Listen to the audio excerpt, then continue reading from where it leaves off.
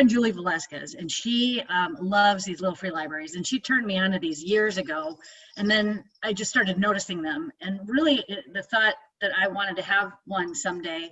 I had taken a detour in my career about 5 years ago. I left Southern California. I moved to West Seattle, up in Washington, and it's the quaintest little town, and there were Little Free Libraries everywhere. And I thought, when I land where I'm going to land, I have to have one of these free libraries. And I came back and I rented temporarily in Laguna Beach.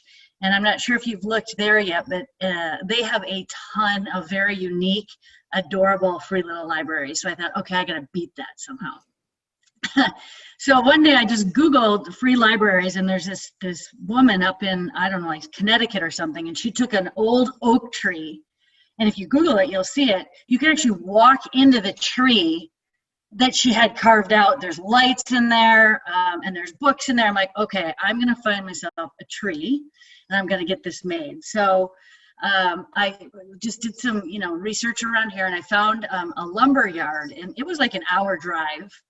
And I'm thinking a lumber yard is going to have, 5 or 6 trees, some firewood, but this place was enormous. I bet it had 10,000 logs to choose from, all broken down by type of tree, tagged and the whole deal. So Big John was supposed to meet us at the tree lot, and he was an hour late. Like, we were like, should we leave? Should we stay? What do we do? So the guy's an hour late, and this guy is a huge personality. He is a wonderful guy, big, burly, knows everything about trees. It's a family business. So he's walking us through the yard and what trees he thinks I should select. And so I pick one, and I said, well, should I just pull my Lexus? I just have this SUV.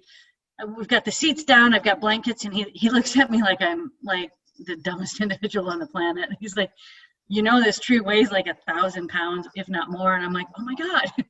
And my boyfriend's a woodworker, so I thought he's going to be able to carve this little thing and make it. Well, we realized standing there that wasn't going to happen. Well, Big John, as it turns out, is a retired master carver. He used to do tree carving contests, and now he only does, like, upon request. Like, I think it's the city of La Habra. He carved their the entrance hello into the city or whatever, and he charges tens of thousands of dollars. And I said, would you carve it for me? And he said, oh, no. I'm like, Big John, you made me wait an hour. So I guilted him into carving it for us, which was awesome. It took him a long time. We picked out the tree in March, and he actually delivered it in October.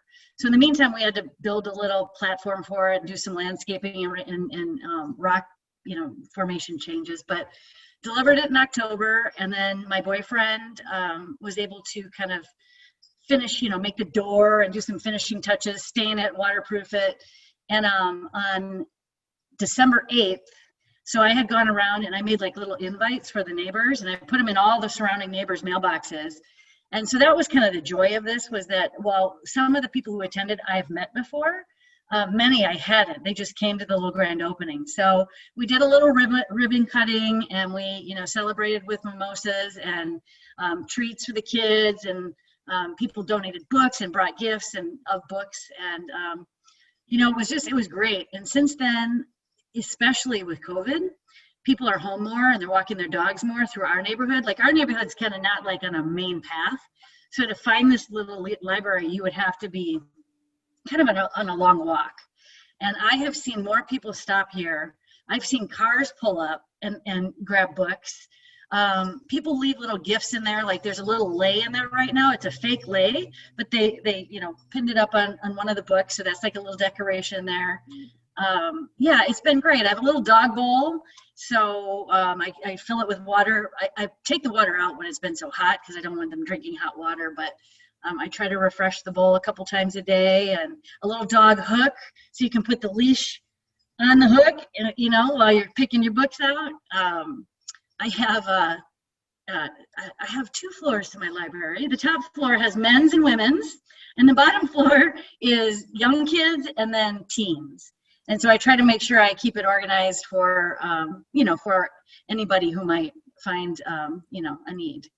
And yeah, it's been great. I buy all my books at garage sales. So to replenish it and rotate it, I try to refresh it every Probably every 2 or 3 months. Just like I moved here from Minnesota, and I was told when I got here, don't expect to get to know your neighbors. And I moved to Corona Del Mar first, and then Laguna Beach, and now here. And I've never had an experience where I haven't had friendly neighbors, and this is like the best neighborhood ever. We have a little group called the Ladies of Daniel Drive that celebrate different things together. So it's been really a welcoming and awesome little neighborhood to live in. It's awesome. Yeah. It's wonderful. We always like to get to know what people love about their communities. You know, This what is just brought great. you there and what keeps you there. Yeah, I mean, I get calls. Hey, your sprinkler head is, geysing. It's like a geyser again. I'm like, so we all kind of, one guy was going out of the country. This was months ago, and he needed his passport, but nobody was home to sign for the passport. So we put it out on our like mass text, and I was able to get down there and sign for the passport. So it's just like everybody here in this little area is just looking out for each other, which is, that's a godsend. So it's been great living here. That's awesome. Yeah. Okay, well, excellent. So thank you so much for being with us and spending this time. Yeah, awesome. Thank you. This is great. I wish more people knew about them, and knew what they were. So I think it's great that you're highlighting it, and it brings a little sense of community into the area. So. Hello, we came here to the Little Free Library at 33111 Daniel, and just wanted to show you the beautiful craftsmanship of this one, and thank our steward for having this in the community here in the Bible Belt in Dana Point on Daniel off of Priscilla. Wow, this is such an artwork here, huh? Let's take a look. I actually brought a book. So she has the adult books on the top floor and the children's books on the bottom floor.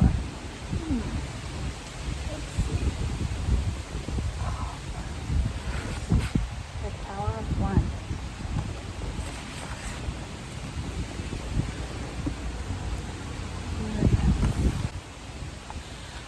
Okay, well, this was our first visit today, right? Yes, and she even has a little dog bowl out here for hot days. So be sure to stop by this or other local free little libraries.